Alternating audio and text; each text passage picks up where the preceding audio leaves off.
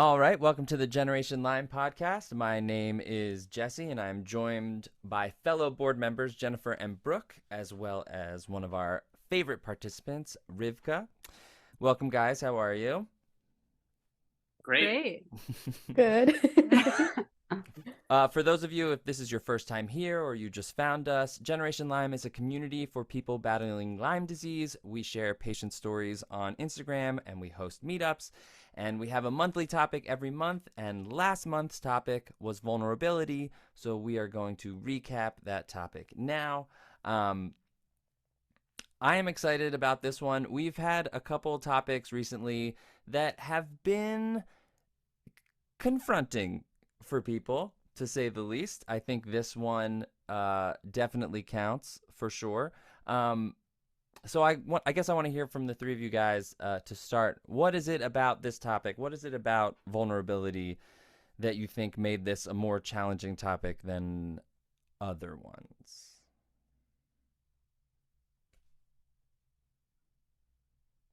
Don't all shout out at once. Nobody can see you guys. Maybe this is what happened at meetups, and that's why it was challenging. Yeah, Jesse, I think we can all take a crack at this one. First of all, vulnerability is actually a tough word to define versus some of the monthly topics that we've had, like communication, easier word. Vulnerability is just more complicated. And I think what also makes it difficult is there are different times in people's lives when they're vulnerable, or I have been vulnerable, and different settings.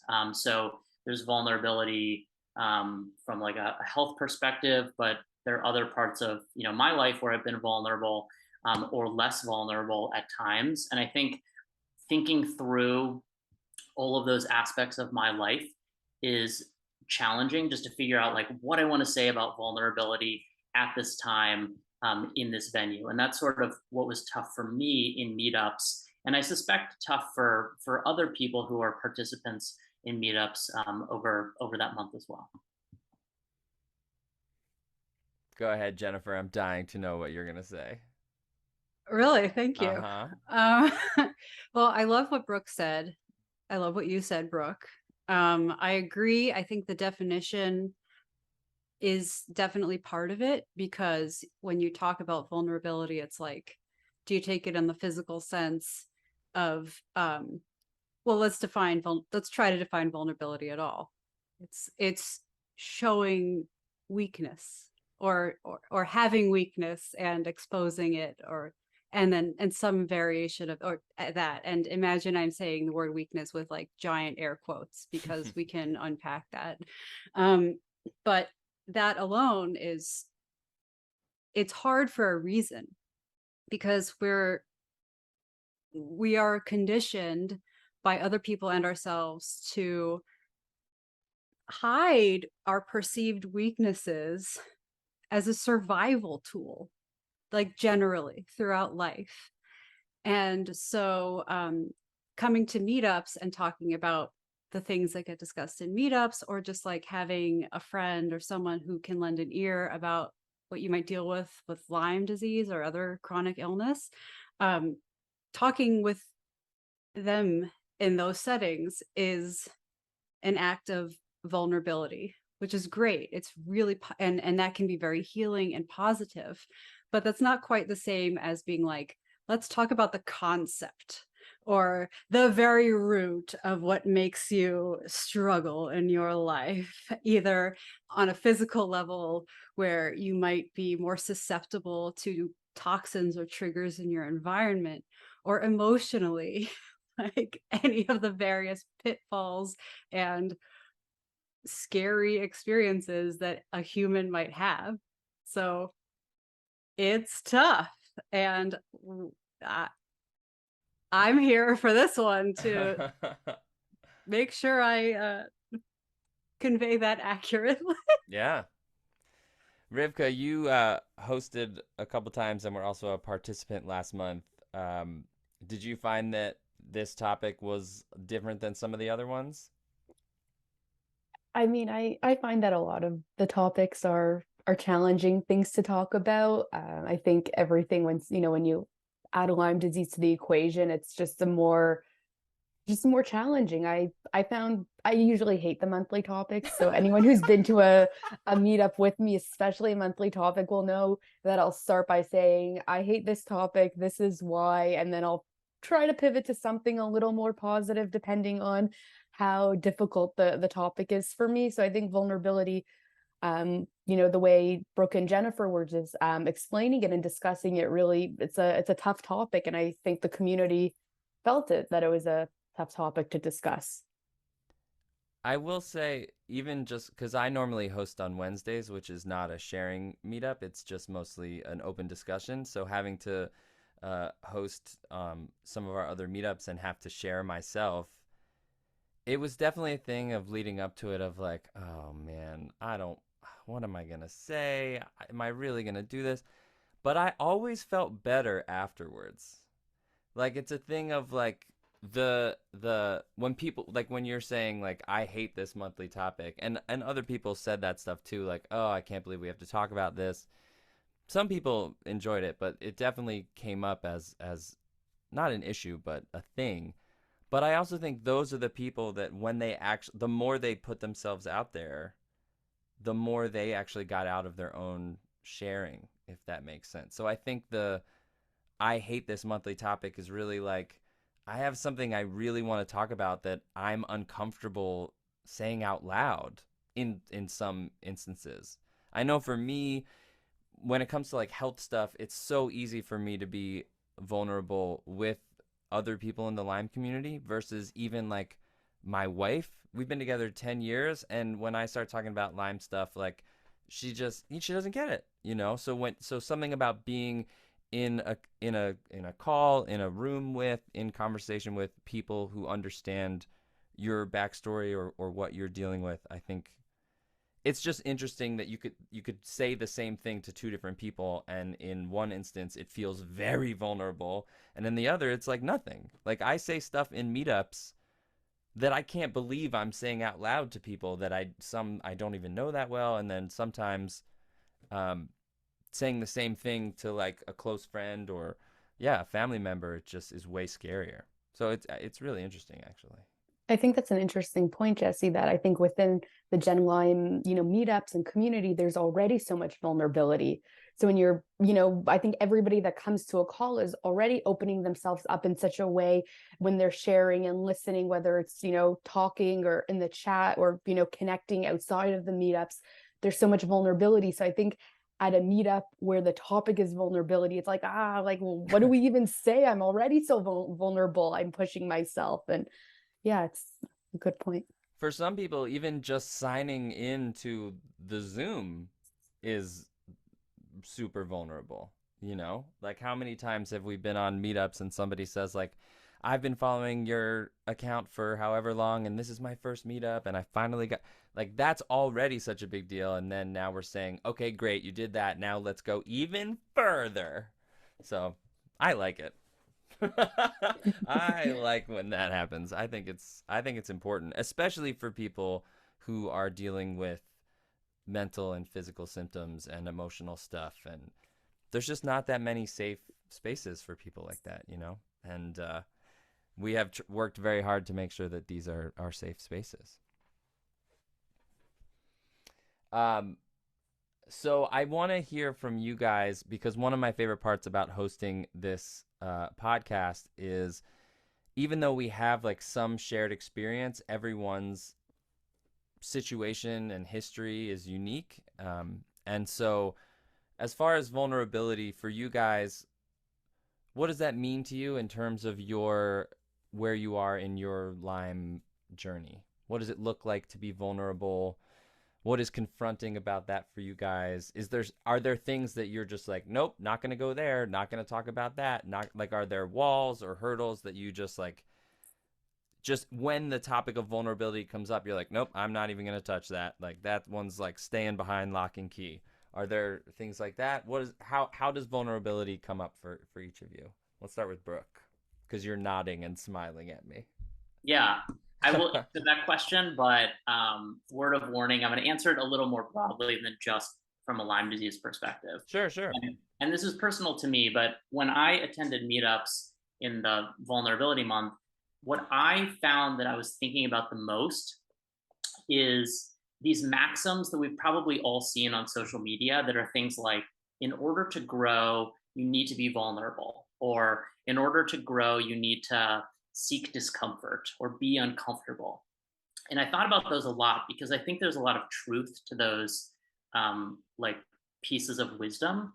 But to be perfectly honest, and I talked about this openly in meetups, in the past year or two, I reached a place that I wouldn't call comfortable, but I would call content. I was very content in my career. I was very content with my own health situation relative to Lyme disease. And I was very content with what all of us, as a team had created at Generation Lyme. And so the reason I mention this is because I became a lot less willing to take risks and to be vulnerable versus 5 years ago when I think I was taking a lot of risks in a lot of different areas of my life. And so I thought about these words of wisdom, and I think they're just too succinct. And I guess I want to change them and make them like, seek discomfort until you're content or you got to the place that you want to be, and then enjoy being content. And if you want to be more vulnerable or take more risks later, you can choose to do so. But it's totally fine to reach a kind of plateau and just stay there and be happy. And I mean, isn't that basically what most of us want in areas of our life? And so I thought about that a lot, and I spoke about that a lot, and it certainly applies to my personal health situation where I've gotten a lot better and I'm less willing to take risks around treatment or, seeing a new doctor or something like that. But I tried to talk about it because I wanted people's reactions, and I really wanted to celebrate where I was without feeling the need to be vulnerable so I could grow more, because I was just already really happy. And I think that's a really important concept for a lot of us to appreciate, because it's not just always about being uncomfortable all the time or vulnerable all the time. You can kind of be vulnerable in some situations until you get to a place where you're really happy, and then I think it's fine to take a step back and take fewer risks. I do just want to point out that 5 years ago you might have been taking more risks, but the stuff that you were doing 5 years ago, even I remember when we started Generation Lyme, you weren't super comfortable being really open about Lyme disease, and because of, the business world and all that kind of stuff. So you're talking about it like it's not a big, oh, and then I was just content, da da da. But you actually took actions and have changed as a human being enough that things that were very confronting and vulnerable to you 4 or 5 years ago now feel normal and the status quo, which I think is pretty amazing, health-wise too. 5 years ago, I never heard you say anything about and I'm pretty content with how my health is. And the fact that, I don't know, to me, there's something kind of vulnerable about that too, of just I'm at this place and I like it here, and that's okay. Because I know when I was really deep in my treatment, I just had to be doing treatment all the time. So to say, I'm good with where I am, I think that can be really scary too for a lot of people who have been sick for a long time, So I think that's I just don't want you to feel like you're selling yourself short. You have been saying and doing amazing things, and it's that it feels status quo to you now is awesome. But if I told you 5 years ago, here's what's going to be normal to you in 5 years, you wouldn't have believed me. It's kind of amazing, Way to go, Brooke. That's really what I wanted to say. Thank you, Jesse. Jennifer and Rivka, what about you guys? How does vulnerability translate to your lives? How do you feel about it in relation to your Lyme journey and also just your personal lives? Well, I thought that was freaking amazing before getting into myself. And I laughed even at the beginning of it, what Brooke, when you were like, I'm going to take it broader than Lyme disease, because vulnerability is a hard topic to talk about. And it's so non-specific, and it's also goes so deep. So, but yeah, I mean, I I think that I'm someone who has benefited from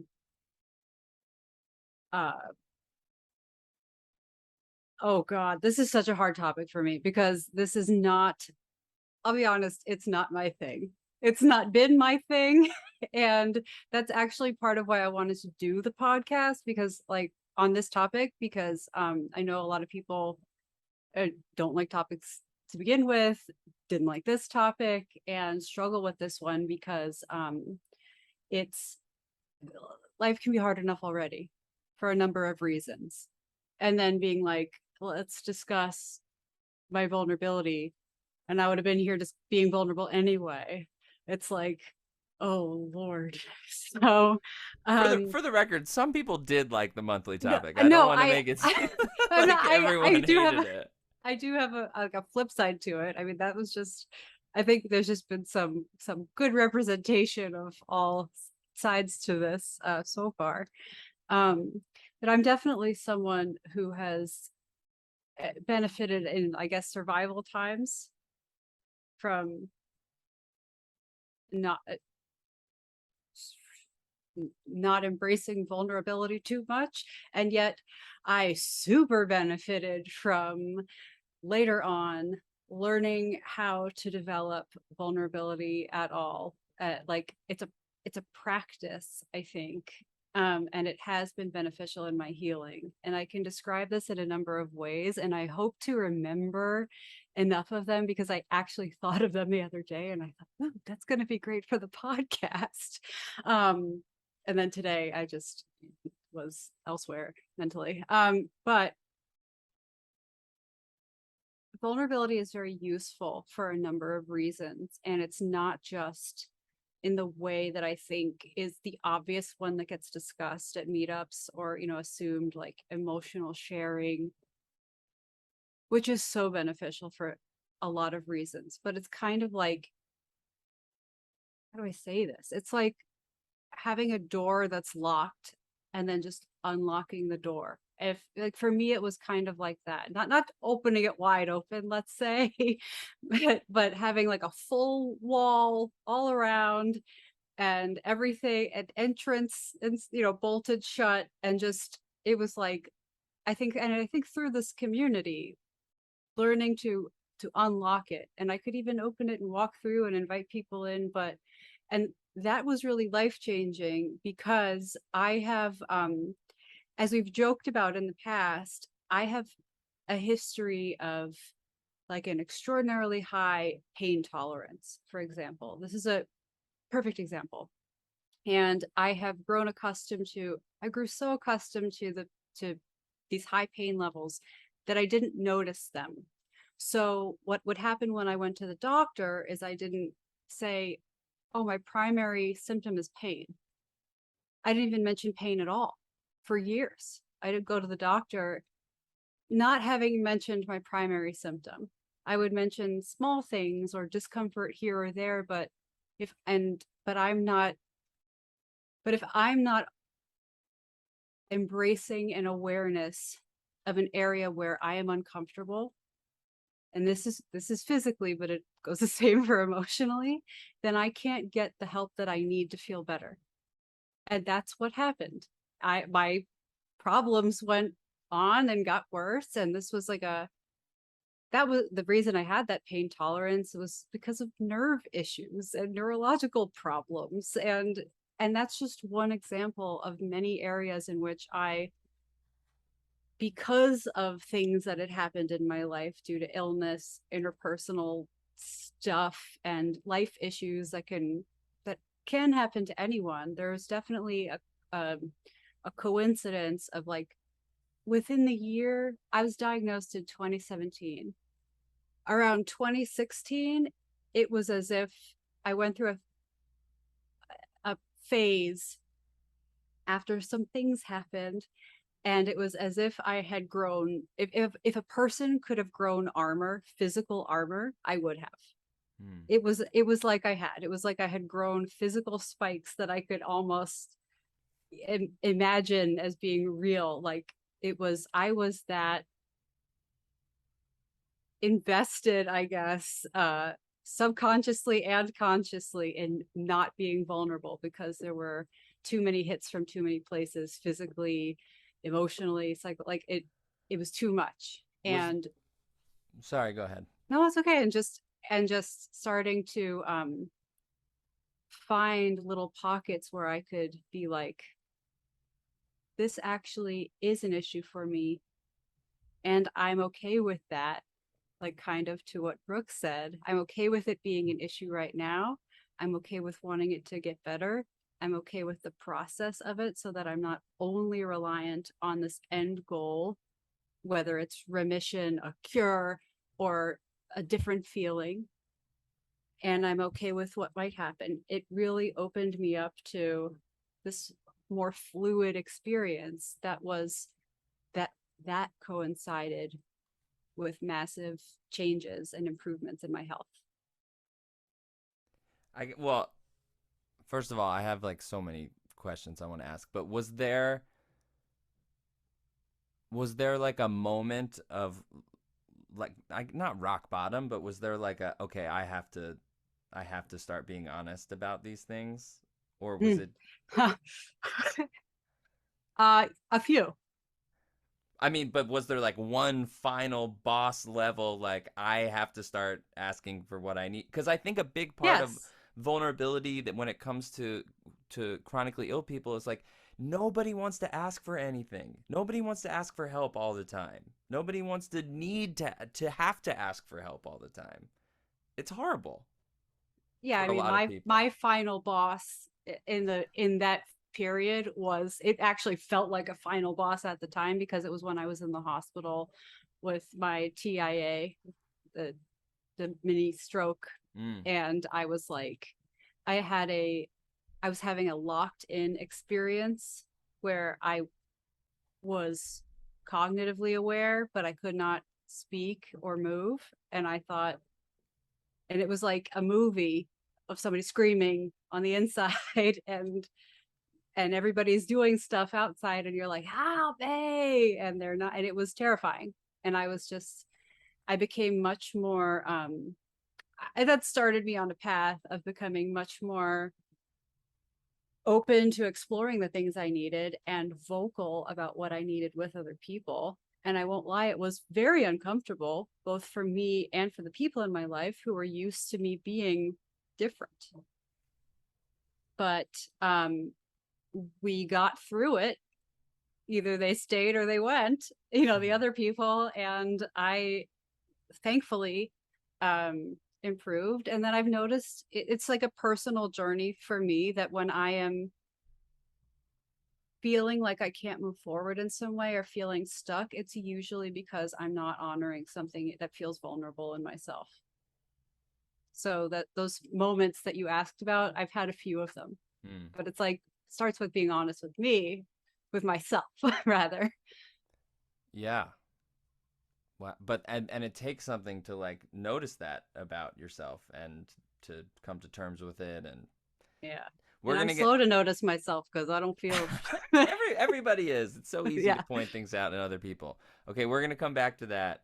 Rivka, I'm fascinated by how you're gonna answer this question, just because as someone who, I mean, you've been coming to our meetups for a couple years now, and your life now versus like when we first met you is so vastly different.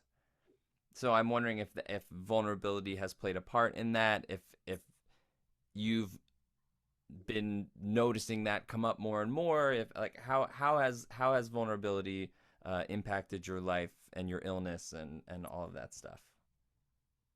Well, first I would say, I think it's hard as, a chronically ill, patient to be vulnerable, because just to survive, our baseline is to be vulnerable.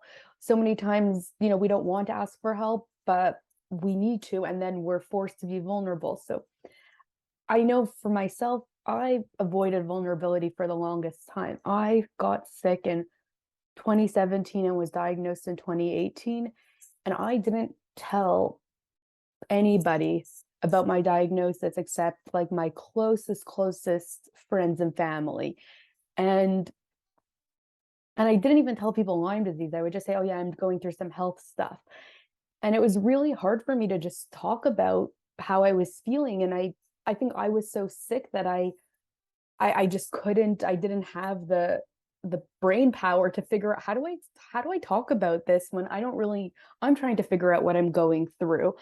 Um, so I feel like with a lot of, self-awareness and self-compassion, I would say that helped me get to that point to be more vulnerable. And I remember the first few meetups that I came to, I thought to myself, oh, this is the first time I'm just talking about, my health and my life with people that get it. Like everyone who comes to these meetups, they're on my team, they know what I'm going through. And that really gave me stepping stones to then talk about it with other people. I mean, I remember the first few times I didn't even tell people I had Lyme disease, but in school, I would say in group projects when people were discussing, timelines and availability, I would say, oh, I have a chronic illness, or, oh, I'm dealing, I started disclosing a little bit. And I remember the first time I posted online, when I graduated, I mentioned in my Instagram post that I had that I was sick. And I remember thinking when I hit post, I thought, oh my God, the haters are going to come in the comments and be like, you faker. I was ready for people to come at me, and nobody came at me, because at the end of the day, nobody really cares anyways. The people that aren't supportive probably didn't even like my post and don't care that I graduated university at 28.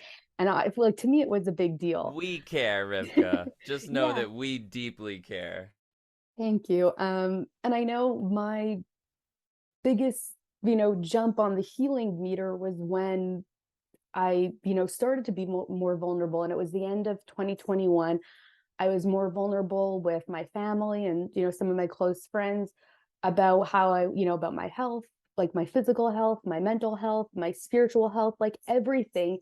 And the more honest I was and the more vulnerable I was, I started to really heal. And I also started chelation at the same time. So I'm not saying, be vulnerable and everything is better, but I know for myself, it was, this opening and this honesty. And I felt like I stopped pretending to be someone that I wasn't. I was able to just be more myself, and I became more okay asking for help and showing up.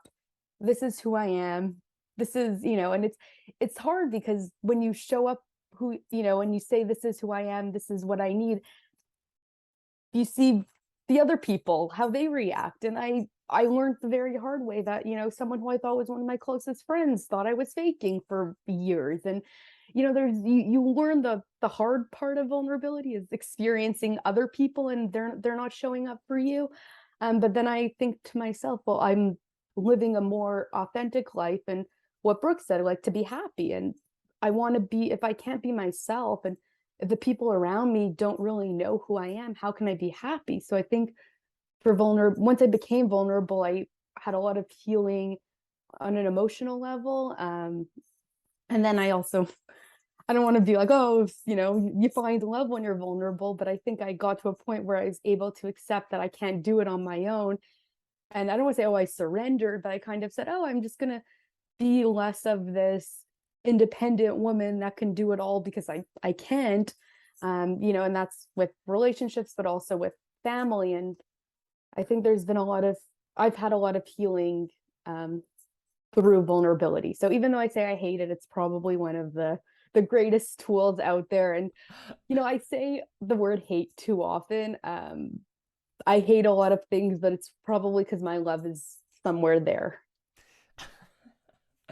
I want to ask you the same question that I asked Jennifer. I mean, going from like how you were before to like trying to be your more authentic self and having a more realistic view of who you are and what you need and what you're capable of, that's a pretty big deal. So I'm wondering if there was a moment or an event or a symptom or something that really like snapped that into place of like, I can't keep pretending X, Y, and Z. I need to be more honest. I need to start asking for help. Was there a moment? Was it gradual? How did you make that? Because it's easy to be like, and then I got more vulnerable, but actually like something had to happen, right? Like something has to happen where that you draw a line in the sand or something? Something happened. I feel like there's a moment where I sort of like snapped a little bit, and I would say I think I was experimenting a little bit with vulnerability, and then there's an incident that happened in February where these people they're never going to listen to this podcast. Even if I sent it to them, they wouldn't. But I learned I was not feeling well. I was having a very bad day, but I was sort of forced into plans, and I somehow was entertaining in my house.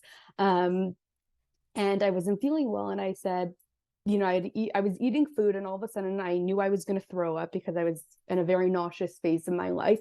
So I said, "Oh, excuse me." I ran upstairs, I threw up, I cried, and I was probably down in like 4 minutes because I was taking a medication that had a very bad side effect, but it also did a lot of good things. And I came back down, and the two people that were in my house, one was a nurse and one was a doctor. And I said, "Oh, I just threw up, just a weird side effect that I'm having." And they just looked at me and were like, "Oh, okay," and continued the conversation. There was no fault. Like, there was no like, "Oh my God, are you okay? Should we leave?" Like, there was nothing. And I just said, "Oh, does anyone want tea?" And I made some tea, and there was nothing. And I feel like in that moment, I was like, "Oh my God." But maybe I was giving off the impression that I didn't want to talk about it. So I figured they're for sure going to text me tonight. No text. Next day, no text. And I realized, I was like, you know what? I'm trying to be open and show who I am, but maybe I'm not doing it enough, or maybe I'm doing it with the wrong people. And it sort of forced me to say, well, be more vulnerable. I need to find my people and get rid of everyone else. And I think that night was that turning point for me where I said, enough. I'm not forcing myself to act like I feel better so other people aren't uncomfortable. I care about myself. And I guess I feel like the shift, there was that shift, but also the slow shift through a lot of therapy of having more self-care and self-love for myself, and realizing, well, I would never treat a friend like that. And it's anyone who I've shared this story with is in shock that these people were at one point my closest friends. Like, they were people that wanted me in their bridal parties, people that I've been friends with for years. So I think vulnerability, I kind of saw it in that way. And I said, okay, I'm just using it all the time, and I'm weeding out the people that don't care for me the way I thought they did. So I hope that answers. Totally answers the question. And also, do you still talk to those people? Very, very little. Good answer. Very, very little, only in forced circumstances, but I've also cut myself out as much as possible. I am of the opinion, I don't think that there was a period of my life when I was very sick where I was like, I'm going to cut out everyone who isn't fully supportive of me. That didn't really work for me. I think different people come into our lives for different reasons. 10 years ago, I would have been like, I hate those people. You should never talk to them again. And now I'm like, well, whatever.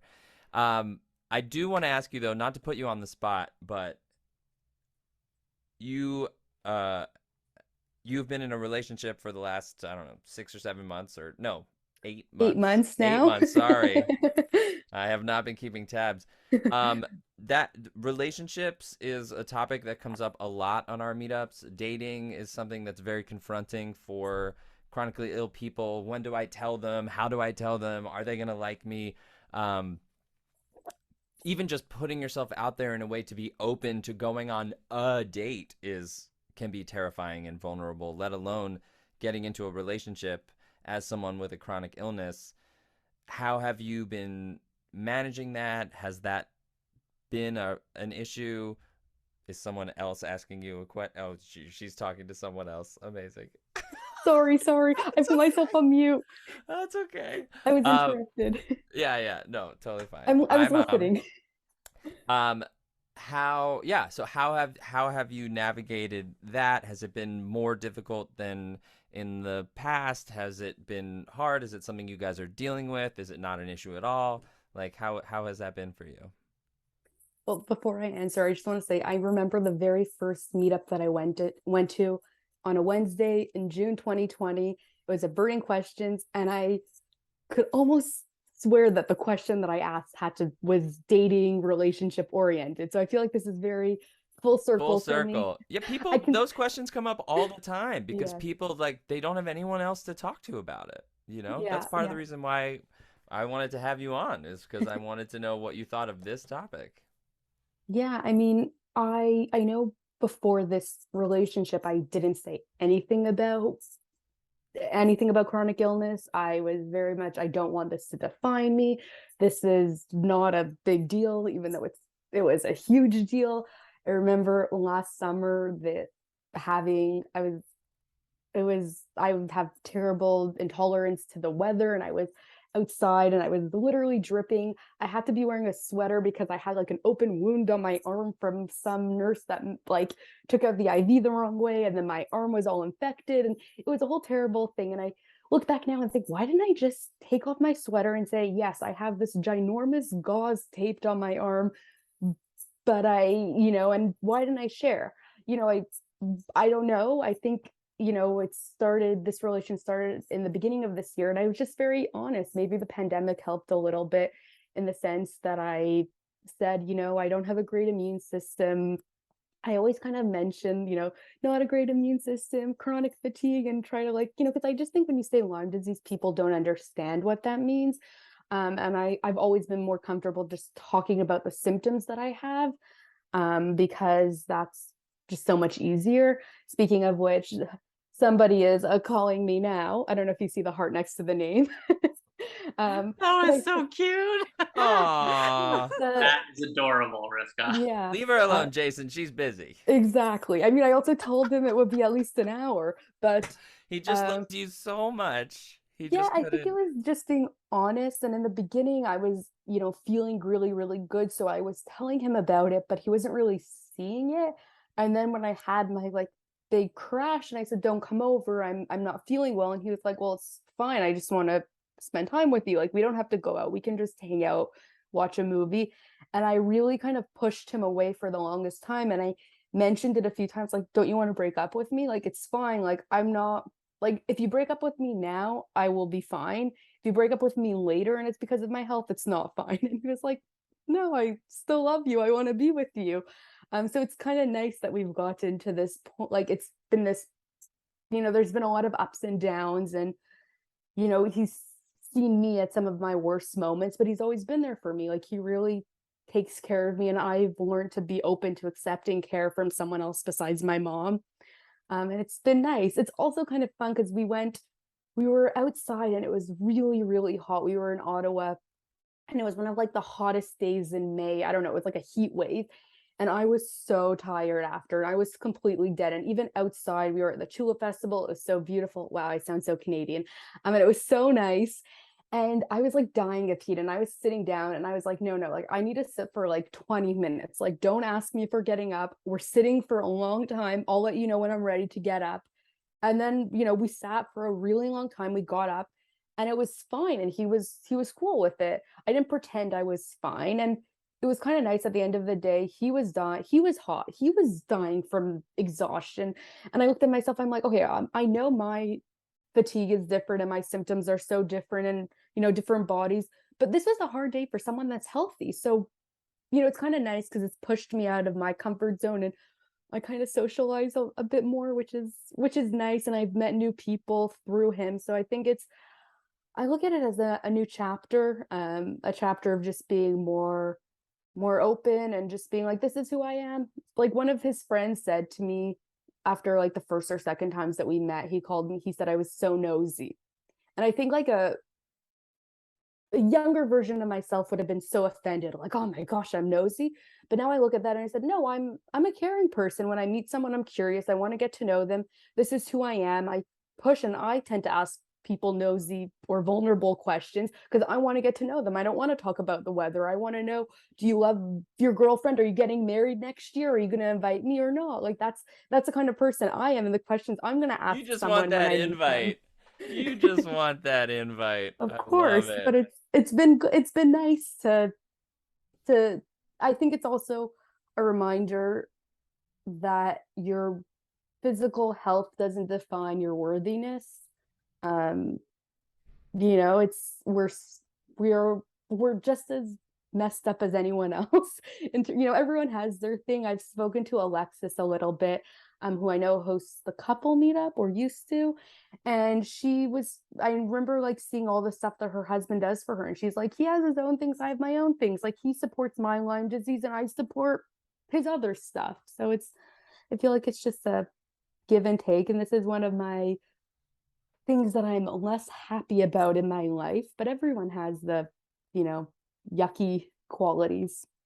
Well, I love what you just said, that people with chronic illnesses are, what did you say, deserving of love? Or because I just see so many people so often who just consider themselves like a giant burden, and like just like apologizing for everything all the time and over something that they can't control. And I just wonder how much energy are we as like a whole community spending to try and make everyone else more comfortable and make everyone else feel better, when they're not asking us to do that, and they don't need us to do that. And we're like so afraid of inconveniencing people, or like asking people to change something that they want, when we know that it would make us feel better. I think it's, Yeah.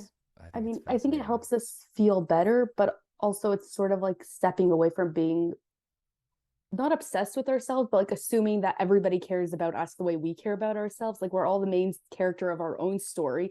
But when we're vulnerable, most people are just like, oh, okay, so you struggle with some health issues and you have chronic Lyme disease. So that means, the people that I've told, they're usually like, okay, so what does that mean? What can I do to make it that we can hang out? Like, what most people aren't like, oh my God, that attention seeking, inconvenient. I'll keep it. I think this is like a G-rated show, so I'll leave out all the bad words. But nobody's saying that. That's like, we think we're gonna be such a burden, but I want to say everyone's a burden in a different way. Like, we're all burdens, and Lyme disease is just the burden that we can't control. But other people have other garbage. Yeah, totally. Oh my God, I love it. Rivka, you might have to come back on all our podcasts. Jennifer, do you have something you want to say? I do. Go ahead. I loved all of that, but I do kind of want to validate some of what we're talking about in terms, like, the fears from our community. About a lot of people in our community, as you said, are really afraid that that other people are going to treat them like their illness or disability is a big deal in a negative way. And I don't want to, I think we'd be remiss to like have an entire podcast about this and have the message be like, oh, the only message be like, nobody cares, nobody's like that. There are people like that. Totally. And thank you for and bringing this up. and it can be truly horrible. I mean, some of it has come up in this podcast, and just like one terrible evening example. But there are people who deal with that in their families, with their own caregivers and doctors and providers and their friends, and it can be a problem at work and so many other things. That doesn't mean it has to be like that. It doesn't mean everyone is like that. And I love that we can talk about, like, I think that's a great distinction that we can make here. So people who in our community are afraid of that aren't crazy. They're not making up a fear that like nobody's thinking of them like that. But I think the more that I'm Generation Lyme is not about spreading awareness all the time and all this, but like the more that work in our community, in the overall Lyme community, is done to raise awareness and spread education about Lyme disease and tick-borne disease, and the more that we, even as Generation Lyme, can communicate what it's like to go through as a patient, and that it's, or someone healing from Lyme, whatever your preferred semantics are for that, but like the easier it will be to join the conversation and to be vulnerable with, hey, I'm dealing with a chronic illness, it's Lyme disease, without fearing the backlash of, well, that's not real. do you have an autoimmune condition? It's like, well, it's basically the same thing. A lot of it, but you didn't get the word right. And so therefore they're going to follow a certain path. I think it's been really great for those in our community who have had the opportunity to turn away from people who have had such negative impacts like that in life and turn to people who will validate them, like our community and others. And I just want to say that they're out there. Yeah. Even though the fear is very understandable. I mean, I think that's part of what drew me to even wanting to do meetups and work with you guys was like, I'm sure there was like a first time I said it to somebody and they just completely shut it down and I felt stupid and probably hated that person. And, so I mean, I totally can relate to all of that. But then at the same time, also, I wouldn't even be here if someone I don't even know wasn't vulnerable enough to say, hey, I think you have this. Hey, I think you have Lyme disease. Like that is I think one of the things that's great about vulnerability is like, it really allows you to like save people and bring people into your world and show them something different. And I mean, that's how I met you guys. Yeah. That's how I met you guys at all. It was the first time that I had this sort of an internal torture about the whole thing, similar to what Rivka said. Like, do I share about this at all? Who do I tell? How do I approach this? People will think of me differently and blah, blah, blah. But I finally put it out there that I had Lyme disease on Instagram and started connecting with people who had Lyme disease, and that put the dots together to end up here.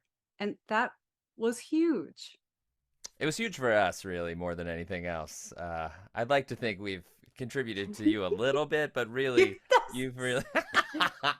Brooke, I do want to ask you before we wrap up here in a little bit.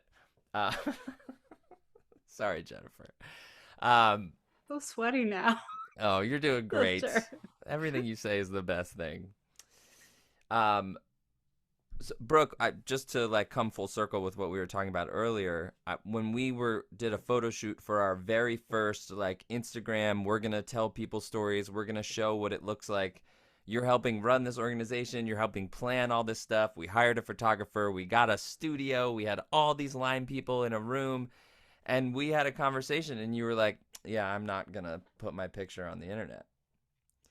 And I guess I'm wondering either like what changed your mind, and then also B, if there was like any direct impact on other people of you doing that. Like, was it worth it to you to do that ultimately? Yeah. I mean, if I have one takeaway from listening to Jennifer and Rivka and Jesse, it's that the vulnerability can be useful and it can be a tool to do something. And I think the challenge is figuring out what you kind of get in return for being vulnerable. Not that it's transactional, but you know what I mean. And we've all kind of touched on this in various ways. But I think, Jesse, that episode from 5 years ago is a great example of me, I guess, eventually choosing to be vulnerable, but not knowing if it was going to be worth it, frankly, because I was very scared of putting my story of Lyme disease anywhere on the internet. Because when I think internet, I think 8 billion people in the world can read and see it and potentially judge. And that's a scary concept for me. And it's especially was 5 years ago. And so I really hesitated. As much as I wanted to inspire other people to share their own stories via Generation Lyme, I was very fearful of doing that myself. And thanks to you for helping, get me more comfortable with it all. But I think, when I finally said, yes, I will share a piece of my story in an Instagram caption with a photo of myself and put it on the internet, I truly did not know what the effect of that was going to be. But it was the first step that I needed to take to get comfortable telling my story publicly, which is different from what I do on a day-to-day basis, which is talk about Lyme disease almost ad nauseum to like individuals in my life, whether that's family members or co-workers, because it's something that's important to me and I experience, and it's an important topic that I like to talk about. But I think doing it publicly is different. So in that situation, I would say I was fearful, but fortunately, the long-term effect of that has been quite positive. I personally got much more comfortable talking about my Lyme disease situation in a more public way, and I think um, it was fair to everyone else who was being vulnerable and sharing their story on that particular date during that photo shoot that I participate along with them. And I think the the collective like mass of having done that had like a massive effect on like just like from a social media and like Lyme awareness perspective at that time. But I would regret if I didn't kind of join the 10 or 15 people who were very brave in telling their stories way back when 5 years ago. If I had said no, like you guys share your stories, but like I'm just gonna not do it, I think that would have been the wrong decision. And I think it was important to me to feel like I was doing this kind of scary thing alongside them. And now look at where we are today. I mean, I think in very like sort of broad periods of time, but now I would argue that there might be 500,000 stories on Instagram that are very real and very raw and very personal of individuals talking about what it's like to have Lyme. I think there were less in 2017, but now it's very, very common. And hopefully that's inspiring to anyone listening to this who might be as fearful as I was 5 years ago, that there can be a positive effect to sharing a story publicly. Not always, as Jennifer, talked about, there are always risks to this, but there can be a positive effect. And for me, the effect was overwhelmingly positive. Yeah, I mean, I would argue that the fact that you didn't know what was going to happen is what made it scary and vulnerable. If you knew exactly what was going to happen, it would have been no big deal. We are going to have to wrap up in a couple minutes, but I want to hear from everybody one more time. Jennifer, you raised your hand so wonderfully, so we will start with you.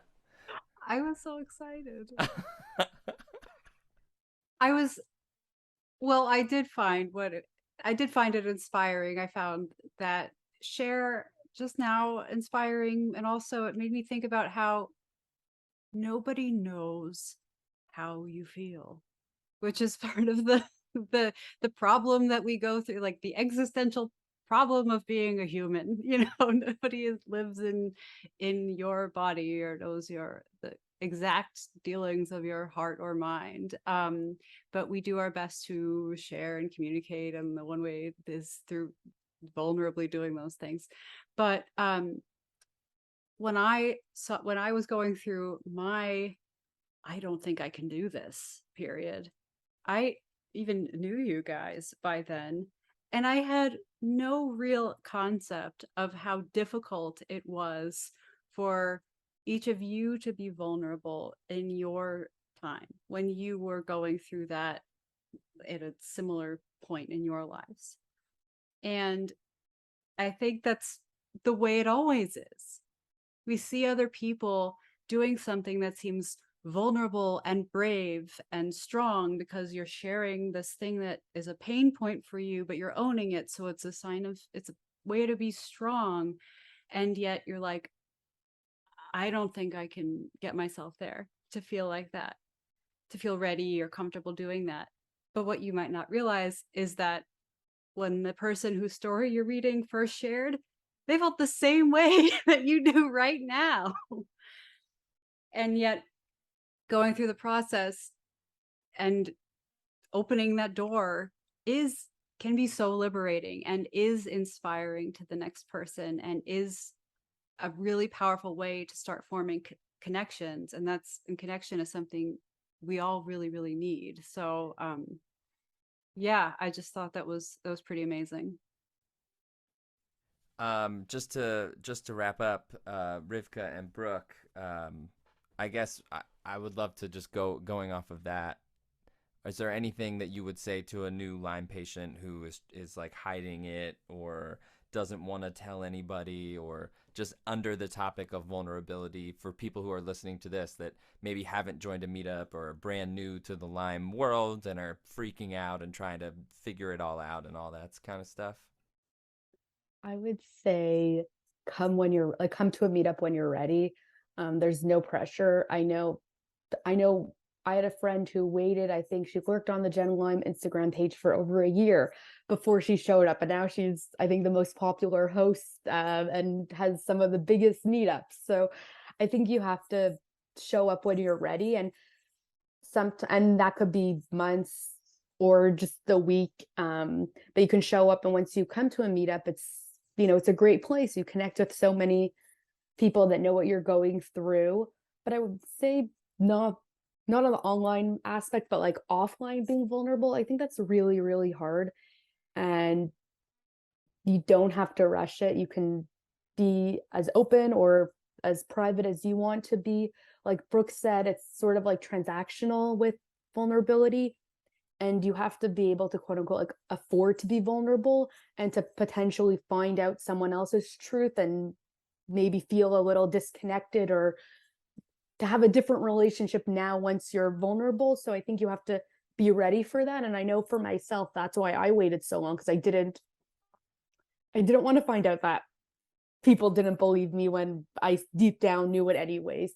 So I'd say, welcome to Gen Lyme if this is your first podcast.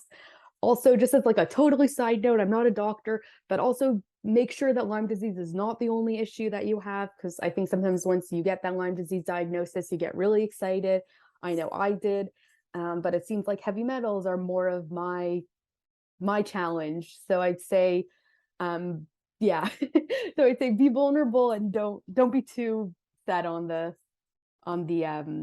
diagnosis, but also come to meetups, because people know so much and they'll help you figure out what tests to do and what doctors to see and what clinics to go to. Basically, Gen Lyme will have all the help that for you. You just have to click on the link. We didn't even pay her for that endorsement. That was fantastic. Brooke, Jennifer, anything else you want to say before we wrap it up here? It's impossible to follow Rivka on that note, but I will reiterate something that that was said earlier. When at every meetup, I would say on average, there's one new person who's at a meetup for the first time. And that is really a courageous thing for that person. And I think as hosts, at Generation Lyme, we try to make people who are at meetups for the first time feel really special and welcome them to the group and make them feel like a sense of belonging, and that it's a very safe space, like as fast as we can, because we understand the magnitude of bravery that it takes to come to a meetup. So that's it. Rivka, you said the most beautiful things. I'm just trying to add one piece of wisdom after you. Very difficult. Jennifer, anything else you want to say to the listeners before we wrap up here?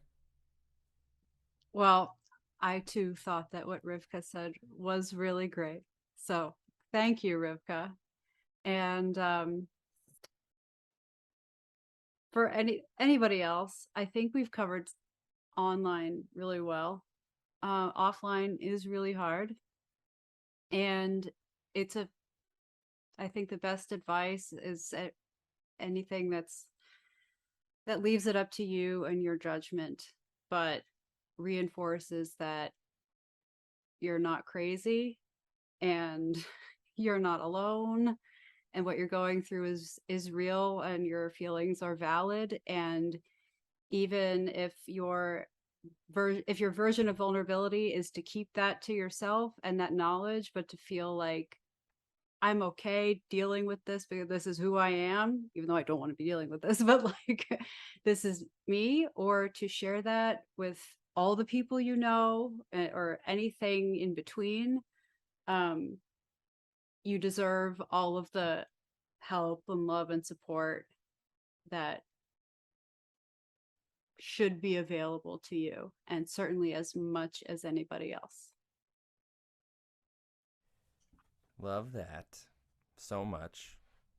The last thing I want to say before we wrap up is I think you can't have vulnerability without a decent amount of courage. And I often find that when I am surrounded by a room full of people who have Lyme disease, I mostly just feel really safe and like these are my people. I love talking to people with Lyme disease because I think it takes a lot to deal with it, and it most of the people that I've met who are dealing with Lyme are extraordinary human beings. You have to be to deal with this on a daily basis. And that includes the three of you. So on that note, Jennifer, Brooke, and Rivka, I just want to thank you so much for everything you said. Every single thing you said was incredible. If you are still listening to this, thank you so much. You can get information about our meetups and everything else that we do, including our holiday that's coming up in a few weeks called Gen Lyme Day, over at genlyme.org. Please rate and review us 5 stars. And thanks for listening. Thank you guys so much for being excellent guests. You're awesome. Rivka, we're going to have you back. Don't you worry about that. Thank you for having me. This was so fun. And I just love listening to you guys talk about this kind of stuff. So I really appreciate you being here. And I hope if you listened to this and you got to the end of it, that it was helpful for you. Thank you for listening. And we'll be back very soon. Thanks, guys. Thank you so much. Thank you. Thank you. Bye.